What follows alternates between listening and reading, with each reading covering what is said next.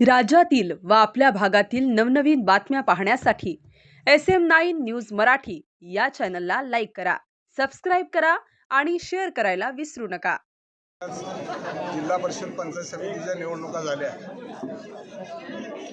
आणि आता काही ग्रामपंचायतीच्या निवडणुकाही भविष्यात होणार आहेत। त्या दृष्टिकोनातून कार्यकर्त्यांशी हितगुज करावी। काल अचानकपणानं कार्यकर्त्यांना निरोप दिले आणि मोठ्या संख्येनं कार्यकर्ते या ठिकाणी उपस्थित झाले।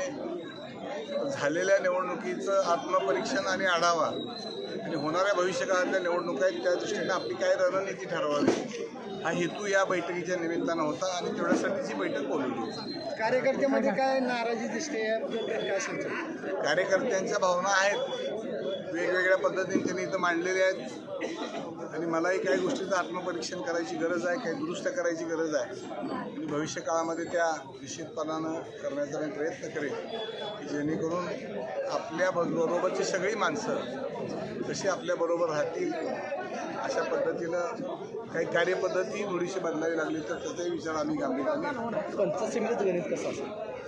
त्याचा 12 तारखेला पंचायत समिती सभापती उपसभापतीची निवड आहे। अजून 4 दिवसाचा कालावधी आहे। त्या बाबतीमध्ये काही चर्चाही झालेल्या आहेत, अजून काही चर्चा होणार आहे। तुम्हाला तो निर्णय 14 तारखेला सकाळी आपल्याला ऐकायला मिळेल।